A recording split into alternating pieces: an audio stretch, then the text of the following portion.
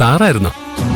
അല്ല, സാറിനിപ്പോ എങ്ങനെയുണ്ട്? കുഴപ്പമില്ല, എനിക്കൊന്നുമില്ല മോനെ, എനിക്കൊന്നും സംഭവിക്കില്ല. എന്റെ മോളെ ചതിച്ചില്ലാണ്ടാക്കിയവനെ കണ്ടുപിടിച്ച് നിയമത്തിന്റെ മുമ്പിൽ ഇട്ടുകൊടുക്കുന്നത് വരെ മരണം വിളിച്ചാലും ഞാൻ പോകില്ല. പോയാൽ എന്റെ മോൾ എന്നോട് പൊറുക്കില്ല. സാറിന്റെ സങ്കടം എനിക്ക് മനസ്സിലാവുന്നുണ്ട്. മകള് നഷ്ടപ്പെട്ടൊരച്ഛന്റെ വേദന സാറിന്റെ കണ്ണിൽ തെളിഞ്ഞു കാണുന്നുണ്ട്. പക്ഷേ അരുൺ എന്ന പേരുള്ള ആരും ഇവിടെ ജോലി ചെയ്യുന്നില്ല സർ. ഞാൻ ഫോൺ നന്നാക്കി കൊണ്ടുവന്നിട്ടുണ്ട്. ഫോട്ടോ കണ്ട ശേഷം മോൻ പറ. എന്നാ കാണിക്ക്.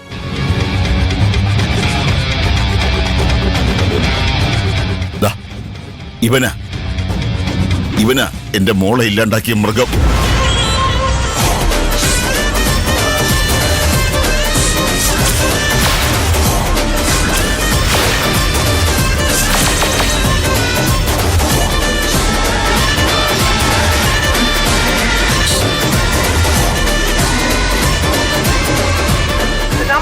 Trying to reach is currently switched off. താങ്കൾ വിളിക്കുവാൻ ശ്രമിക്കുന്ന നമ്പർ ഇപ്പോൾ സ്വിച്ച് ഓഫ് ചെയ്യപ്പെട്ടിരിക്കുന്നു. അയ്യോ, നന്ദൻ ഫോൺ സ്വിച്ച് ഓഫ് ചെയ്ത് വെച്ചിരിക്കുക. ഞാനിപ്പോ എന്താ ചെയ്യാ?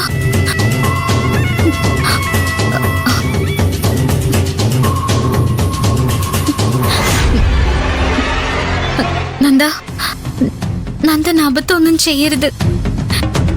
എന്നോട് സ്നേഹം ഉണ്ടെങ്കിൽ നന്ദൻ അത് ചെയ്യരുത്. ഫോൺ വിളിച്ചിട്ട് കിട്ടാത്തോണ്ടാ ഞാൻ ഈ മെസ്സേജ് അയക്കുന്നത്. ഈ മെസ്സേജ് കണ്ട നീ എന്നെ ഉടനെ തന്നെ ഫോൺ ചെയ്യണം. എനിക്ക് നന്ദനോട് സംസാരിക്കണം.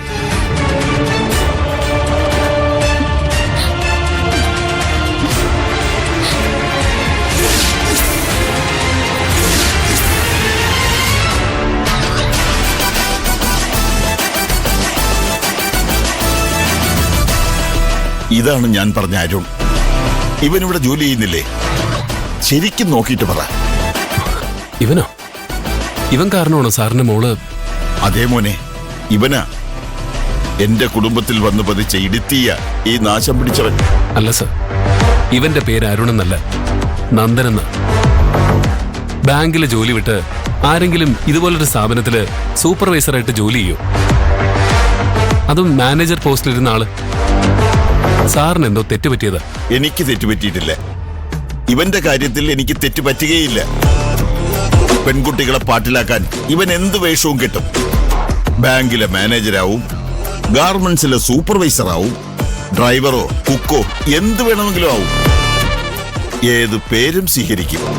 അരുണെന്നോ, നന്ദനെന്നോ, ബാബു എന്നോ, ജോസഫ് എന്നോ, അഷറഫ് എന്നോ.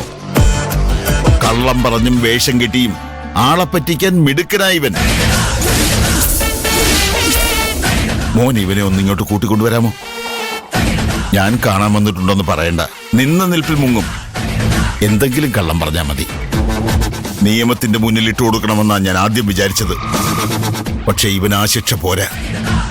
എന്റെ മോള് പോയിടത്തേക്ക് അവനെയും പറഞ്ഞയക്കണം. എന്റെ ഈ കൈ കൊണ്ട്. മോൻ അവനെ ഒന്ന് കൂട്ടിക്കൊണ്ടുവരൂ. അവനിപ്പോ ഈ കമ്പനിയിൽ ഇല്ല സർ. ഇന്നലെ വരെ അവനിവിടെ ജോലി ചെയ്തിരുന്നു, നന്ദൻ എന്ന പേര്.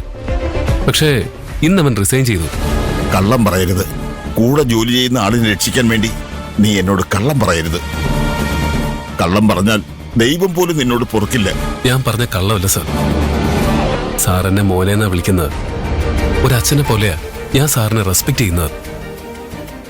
അതുകൊണ്ട് അവൻ കാരണം ഇല്ലാതായ സാറിന്റെ മോള് എനിക്ക് അനിയത്തിയ. അനിയത്തെ ഇല്ലാതാക്കിയവൻ അവൻ എന്റെ കൂട്ടുകാരനാണെങ്കിൽ പോലും ഞാൻ പ്രൊട്ടക്ട് ചെയ്യില്ല.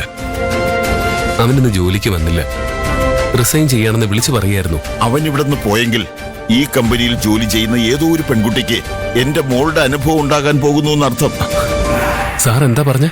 അവനിവിടെ വന്നത് ജോലി ചെയ്യാനോ ശമ്പളത്തിനോ വേണ്ടിയല്ല, പെണ്ണിനു വേണ്ടിയാ. ഏതോ ഒരു പെൺകുട്ടിയെ ലക്ഷ്യം വെച്ച് തന്നെയാ അവനിവിടെ ജോലിക്ക് വന്നത്. അതാ അവന്റെ രീതി.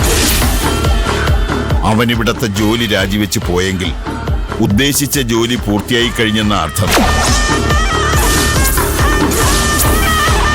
അവൻ കാരണം ഏതോ ഒരു പെൺകുട്ടിയുടെ ജീവിതം നശിക്കാൻ പോകുന്നു എന്നർത്ഥം. മോൻ അവനെ കുറിച്ച് അന്വേഷിച്ചു നോക്ക്.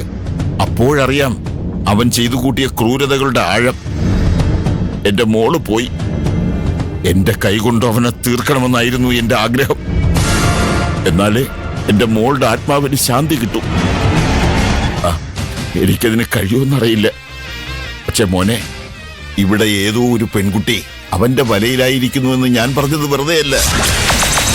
എന്റെ മോൾക്കുണ്ടായ അനുഭവം ആ കുട്ടിക്കുണ്ടാവരുത്. ഒരു വഴി കണ്ടുപിടിക്കേ.